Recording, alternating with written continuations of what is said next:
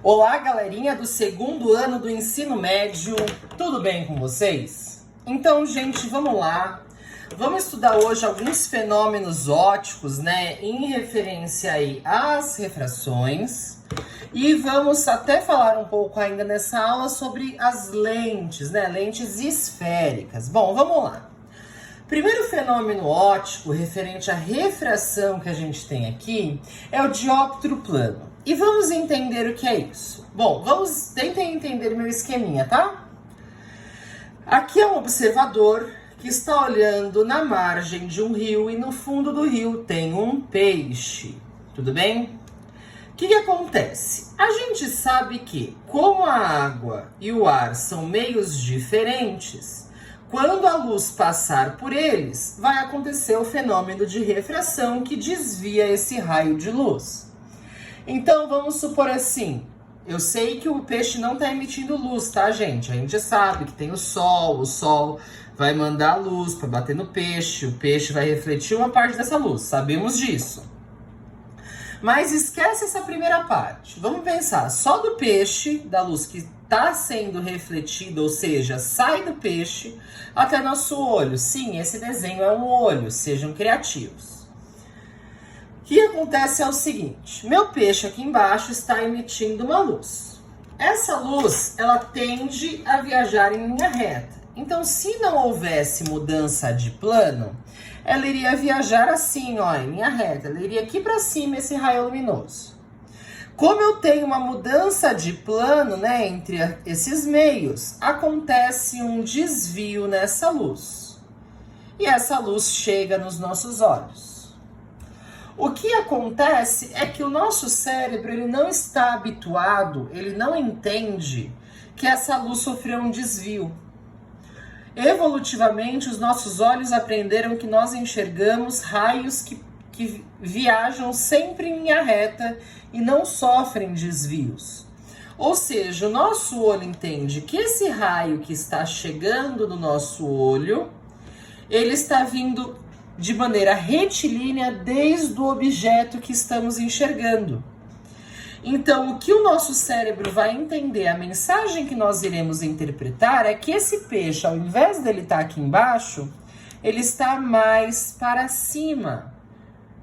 Porque ele está no prolongamento do raio que eu estou enxergando, como se fosse uma linha reta. Esse fenômeno se chama dióptro plano.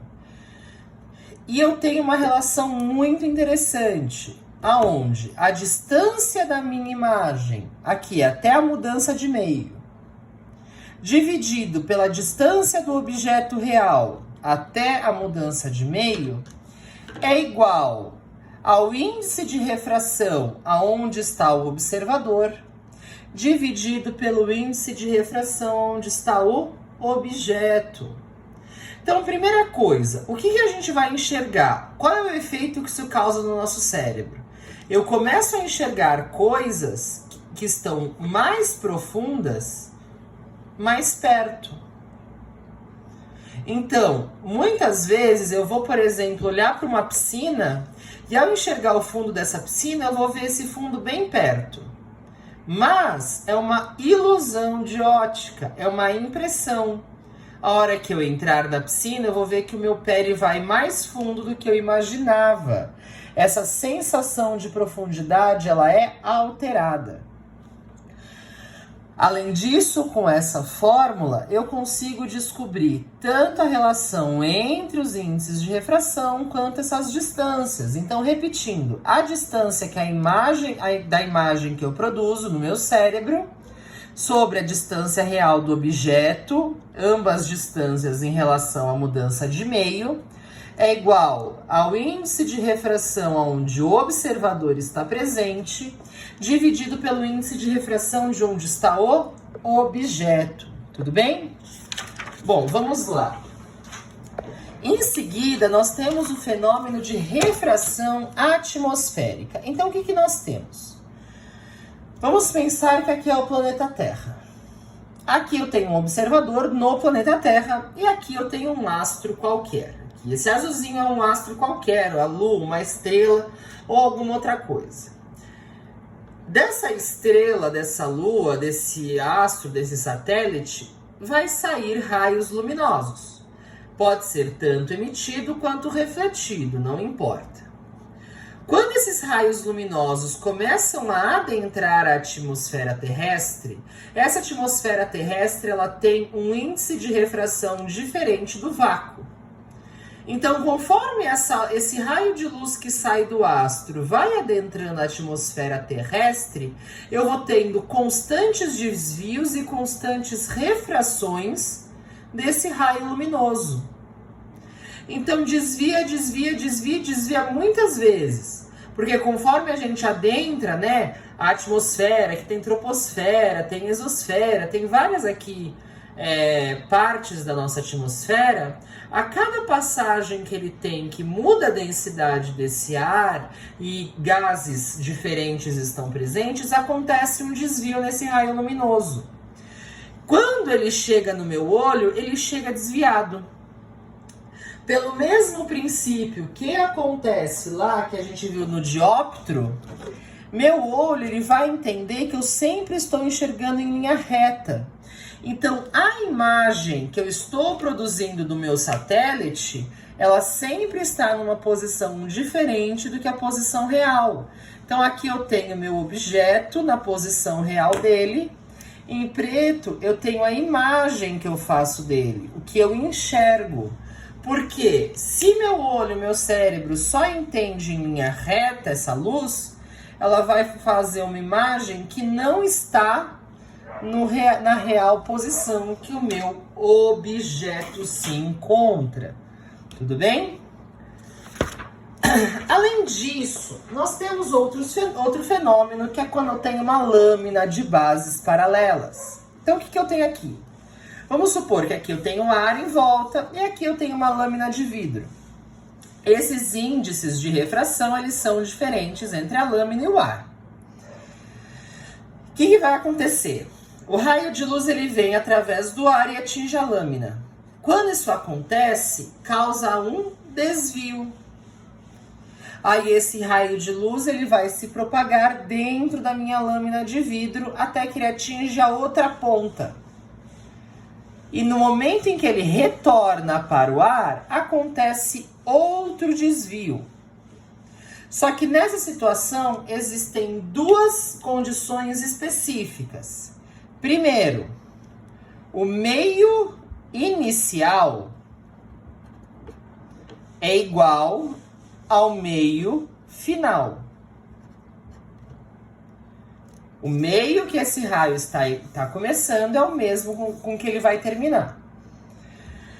Além disso, as bases são paralelas. Então, essas duas bases são paralelas.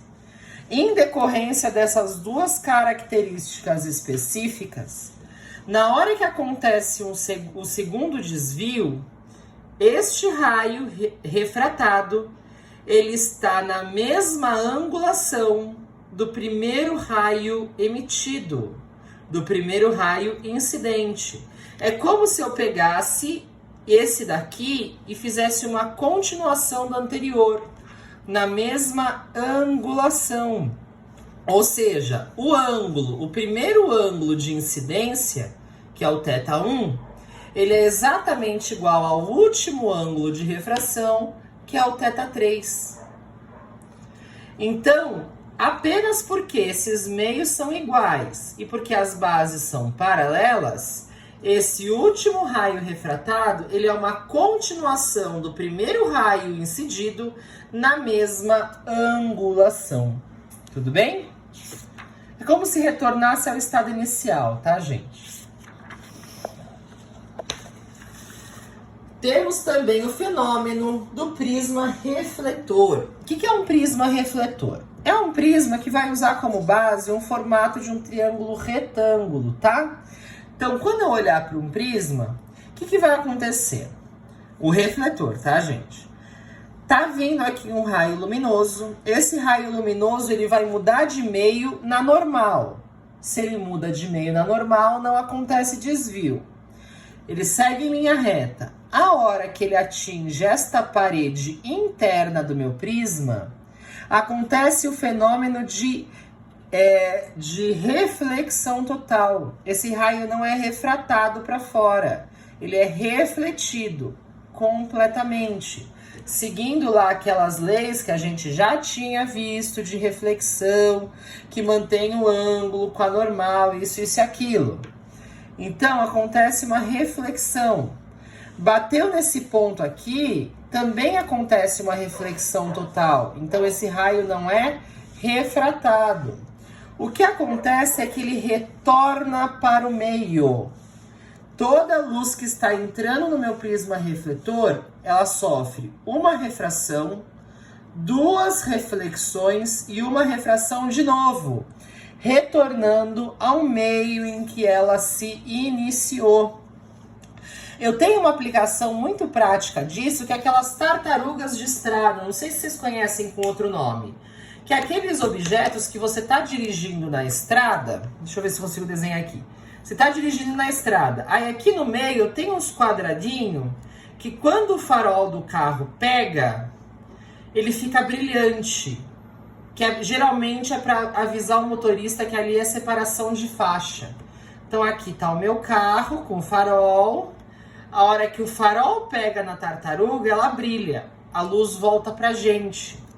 Essa tartaruga que se chama de estrada é exatamente um prisma refletor. A luz do farol do carro entra, refração, 2 reflexões, volta a refração e retorna ao meu observador. Então, o meu motorista consegue enxergar todas essas tartarugas sem eu precisar colocar uma lâmpada dentro de cada uma delas. Então, à noite, essas tartarugas são essenciais para o trânsito. Então, aí é uma das aplicações que a gente tem desse prisma refletor, tudo bem? Que mais além disso? Nós temos a dispersão luminosa. Muita gente conhece, eu conheço dispersão luminosa como prisma de Newton, tá? Mas tem muita gente que vai conhecer porque é o símbolo de uma banda famosa. Eu não vou lembrar qual banda que é agora, porque eu acho que é de rock, e eu não tô habituada a ouvir rock. Mas vamos entender o que acontece.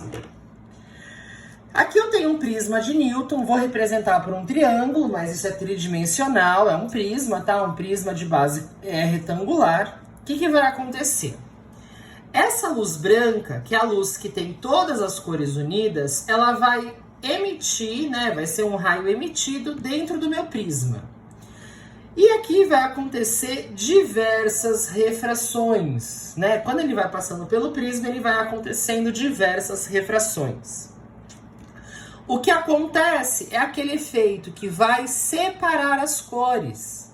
Então, eu vou emitir luz branca no prisma e aqui vai sair uma luz azul, uma luz vermelha, uma luz roxa, uma luz rosa e vai separar as cores da luz branca. E é muito interessante a gente entender por que isso acontece.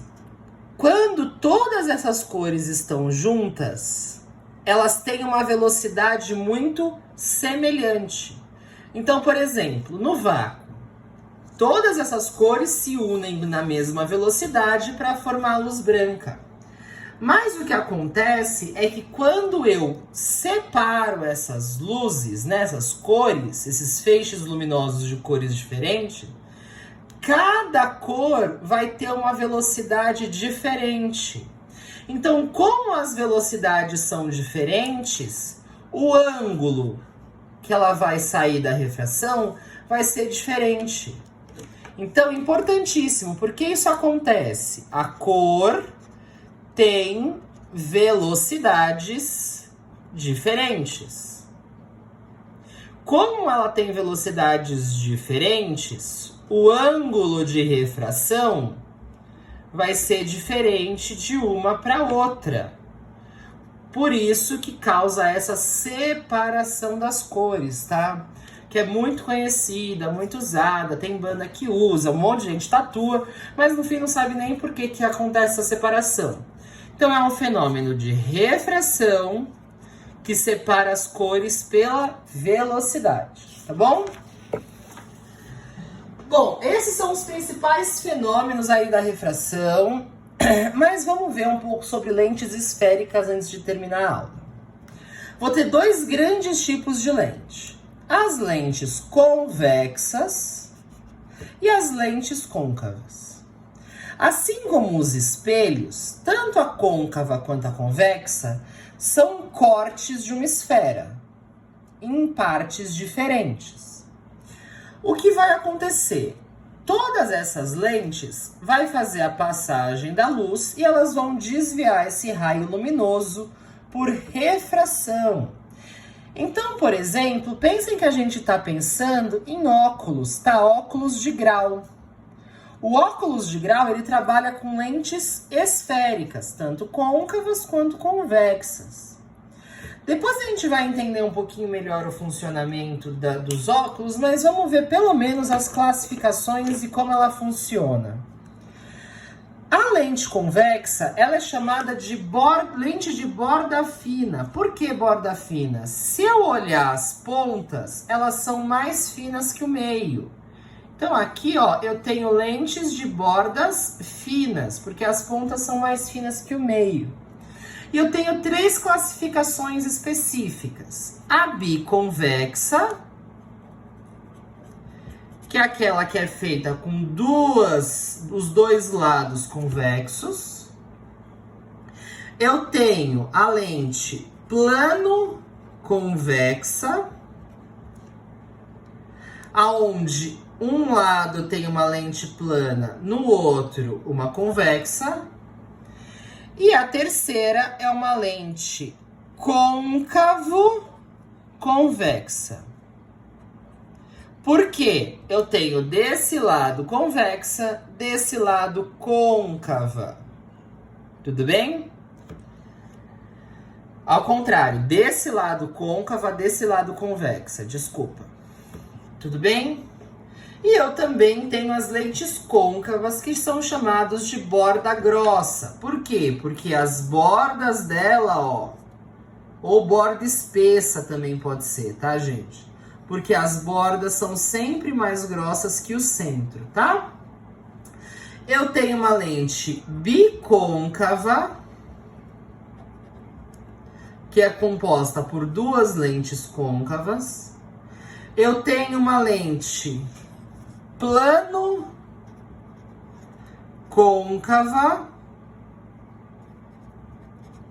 E eu tenho uma lente, essa daqui confunde, tá? Essa terceira. Essa segunda é por uma lente plana e a outra côncava, tá? Essa terceira, ela pode confundir um pouco aqui. Ela vai ser uma lente convexa côncava. Como assim? Côncava. Como assim? Aqui é côncavo, convexa. Aqui é convexo, côncava. Por quê? Se ela tem borda fina, o nome dela termina com convexa. Sim, desculpa. A outra lente que está presente é uma côncava. Então fica côncavo, convexa. Nesse caso, ela tem borda grossa. Se ela tem borda grossa, o final do nome dela tem que ser côncavo. Se o final do nome tem que ser côncavo e ela tem uma outra convexa aqui, então vai ser convexo, côncava. É muito raro se cobrar todas essas nomenclaturas. A gente ensina e dá ênfase, porque em 2 provas do Enem já caíram exercícios pedindo algumas nomenclaturas, né? Para você fazer exercício, você tinha que saber as nomenclaturas. Mas, no geral, não são tão cobradas. O que importa não é tanto a classificação. É o que a gente vai falar agora do comportamento dessas lentes. Vamos lá. O que eu tenho aqui? Eu vou ter uma lente de borda fina e aqui eu tenho uma lente de borda grossa que eu, inclusive, esqueci de escrever. Então, vou escrever aqui agora. Borda grossa ou espessa, tá, gente? Pode ser também. Vou falar a situação geral, que é cobrada e é pensada 99% das vezes. O que eu tenho? Ó meu óculos aqui, ó. Eu vou ter, do lado de fora, ar. Do lado de dentro, vidro. Comparando o ar com o vidro, obviamente o vidro ele vai ser mais refringente e o ar menos refringente. A única substância menos refringente que o ar é o vácuo. Então, quando eu penso ar e outra substância, essa outra substância é a mais refringente. Então, no geral, eu vou ter aqui fora um meio menos refringente, aqui dentro um mais refringente. Fiz 2 raios luminosos para a gente entender. Então, vamos lá. Primeira coisa, eu usei como exemplo uma plana côncava e uma plana convexa, só para a gente ter um exemplo, tá? Mas aqui não tem problema. Não vai alterar muito se eu usar os outros tipos. Peguei um raio que está inicialmente sendo emitido perpendicular à parte plana. Se é perpendicular à parte plana, ele está sendo emitido na normal, ele não vai acontecer desvios. Então aqui nos 2 casos não vai acontecer desvios. Aí ele chega na outra pontinha, então aqui ele vai tudo retinho. Aí ele vai chegar aqui na outra pontinha da minha lente. Aqui ele vai sofrer um desvio. E a gente tem que pensar como que vai sofrer esse desvio. Bom, eu estou indo de um meio mais refringente para um meio menos refringente. De um meio mais refringente para um meio menos refringente, esse raio de luz vai se afastar da normal. Aí vocês podem me perguntar, mas professor, como que eu calculo a normal de uma superfície circular? Já falamos, é o raio. Pega aqui o centro da circunferência e faz o raio. Esse raio é a minha normal. Então aqui eu tinha a minha normal. Ela vai se afastar da normal, então ela vem aqui para baixo. A luz iria continuar em linha reta, se não fosse mudar de plano. Como ela mudou e ela está se afastando da normal, ela vem aqui para baixo. Então esse raio, ele vem aqui para baixo. O de baixo, a mesma situação. Eu tenho aqui a minha normal e na hora que ele vai refratar, ele se afasta da normal, então ele sobe. Vocês podem ver que o que acontece é que esses 2 raios acabam convergindo. Eles terminam no mesmo ponto, eles se cruzam. Então essa é as lentes de borda fina, no geral, elas são chamadas de convergentes. Num geral, 99% das vezes. Pensando nas lentes de borda grossa, mesma situação. O ar menos refringente, o vidro mais refringente. O raio está incidindo na normal, né, 90 graus, perpendicular, chegou na outra ponta. Agora, o centro da minha circunferência tá aqui, ó. Ó, circunferência, o centro. Então, a normal tá traçada aqui. Esse raio, ele tem que se afastar da normal. Então, ele iria em linha reta, ele se afasta da normal, ele vem para cima. Esse raio, ele iria em linha reta. A normal tá aqui, ele tem que se afastar da normal, ele vem para baixo. Então, percebam que essa é uma lente divergente. Isso acontece 99,9% das vezes. Então, o que vai acontecer? Falei em borda fina, pense em convergente. Falei em borda grossa, pense em divergente. Isso só não vai acontecer quando esses índices de refração mudarem. Quando eu chegar e falar para vocês que aqui fora é mais refringente do que aqui dentro. Por que é tão raro de eu pensar isso? Porque seria eu pensar um meio de vidro e uma lente de ar. Tá? Quando essa diferença acontecer, vai mudar. Porque ao invés de se afastar da normal, vai se aproximar da normal. Esse caso, aonde o de fora é mais refringente, a lente é menos refringente, eu quero que vocês tentem esquematizar no caderno. Semelhante ao que eu fiz aqui, tá? Emite um perpendicular, desenha normal e ao invés de se afastar da normal, aproxime ela da normal. Você vai ver que isso daqui vai inverter. Tudo bem? Gente, pra casa, vai, já dei matéria suficiente. Páginas 34 e 35, mais esse esquema aqui das lentes. Tudo bem? Quero também que vocês deem uma lida, se der tempo, lá atrás no livro, em reflexão total e formação de miragens. Porque segunda-feira eu vou passar um trabalhinho individual que vocês vão ter que fazer para mim sobre esses dois assuntos. Tá bom? Então aqui, página 34 e 35. E o esquema das lentes, quando fora for mais refringente e a lente menos refringente. Gente, por hoje é só. Um beijo no coração, bons estudos e tchau, tchau.